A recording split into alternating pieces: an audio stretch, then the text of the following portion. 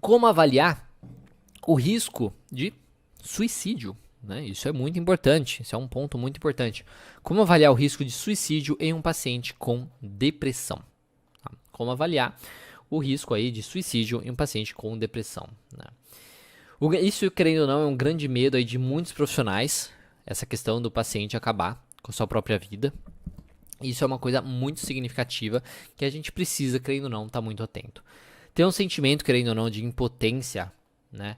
Quanto a isso, essa questão do paciente fazer alguma coisa contra a sua própria vida, é um sentimento, assim, esmagador, né? Que, querendo ou não, a gente não deseja isso a ninguém. É uma coisa terrível de ficar pensando mesmo, né? Tipo, o que poderia ter feito de diferente?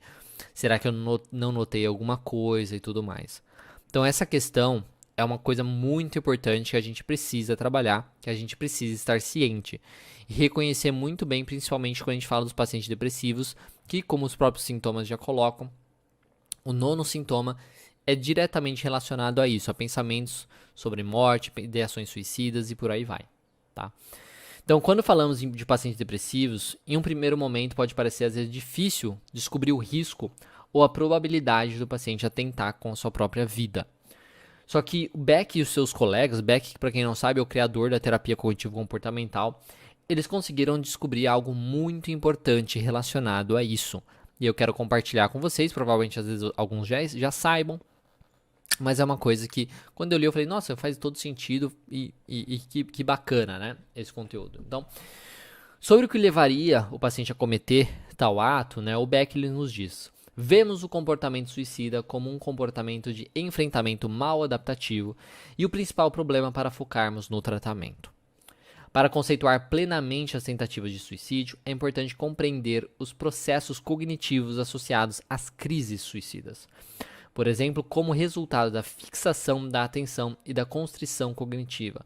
Os pacientes suicidas têm dificuldade em refletir sobre a situação em questão e se envolver na resolução de problemas, e se preocupam com o suicídio como uma solução.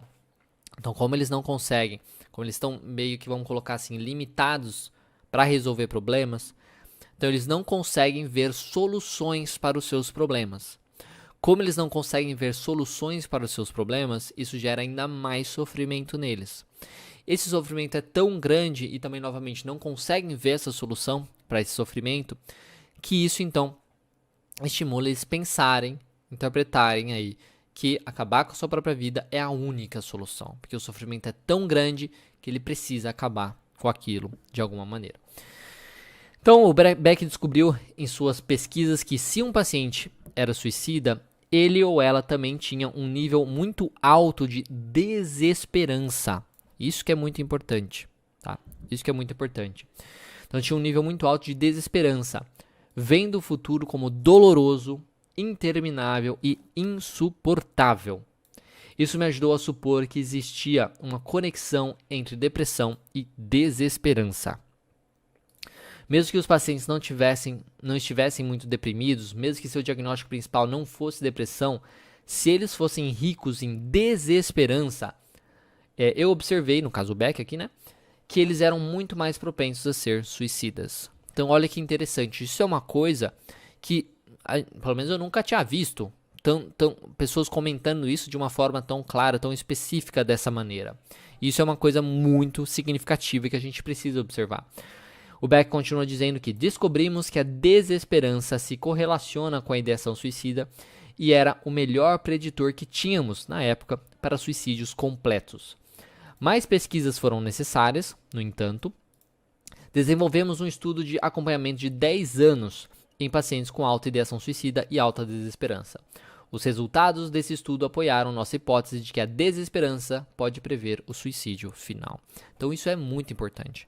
Então, mesmo que pacientes às vezes tenham ideações, que tenham pensamentos de morte, por aí vai, se a desesperança deles, né, a pesquisa mostrou isso, se a desesperança deles não fosse tão alta, isso não demonstrava uma alta probabilidade, né, daquele paciente realmente conseguir e realmente ter o ato aí de acabar com a sua própria vida. Agora, muitas vezes o paciente nem estava necessariamente considerado depressivo ou nem tinha tantos pensamentos, pelo menos não relatados, assim, relacionados de morte, mas tinha uma alta desesperança isso aumentava a taxa e a probabilidade do paciente cometer algo contra a própria vida. Então isso é muito importante a gente ter em consideração quando a gente está trabalhando principalmente com pacientes depressivos que estão mais propensos a terem essa desesperança. A gente precisa reconhecer isso. Isso é muito importante porque a gente pode investigar, querendo ou não, a desesperança dos pacientes aí, do paciente, com perguntas específicas sobre sua visão de futuro ou sua visão de melhora, capacidade, a possibilidade dele melhorar. E também nós podemos utilizar inventários de desesperança para realizar essa avaliação. O próprio Beck tem inventários de desesperança que a gente pode utilizar. Atualmente eu acredito que talvez eles estejam desfavoráveis, mas foda-se se a gente está querendo avaliar a desesperança do paciente. Isso é muito válido para a gente, né? A gente está sendo benéfico ali para o paciente, né? Isso é muito importante a gente observar. Então, sabendo isso da desesperança é muito significativo. Esse achado faz muito sentido, porque se o paciente acredita que não há possibilidade de melhorar o seu sofrimento, a única solução, né, para ele é justamente acabar com tudo. E a gente está ali para mostrar para ele que não é assim, que existem outras soluções, né, que na realidade existem soluções, né, porque o suicídio não é uma solução, né, na realidade. Entendendo tudo isso, precisamos trabalhar então com a construção de uma maior esperança no paciente, demonstrando a possibilidade de melhora e reforçando seus pequenos e grandes avanços. Então, nessa parte aqui, queria falar com vocês é isso, né? Como avaliar o risco de suicídio nos pacientes de depressão. Envolve muito a gente trabalhar de avaliar a desesperança do nosso paciente. E aí, você gostou do conteúdo desse vídeo? Porque se você quiser assistir o conteúdo dessa aula na íntegra, basta acessar o meu canal de lives aqui no YouTube. Você pode encontrar o link na descrição e além dessa aula completa, você vai encontrar também muitas outras aulas para te ajudar na sua prática clínica aí da psicologia. Então clica aí embaixo e eu te vejo lá.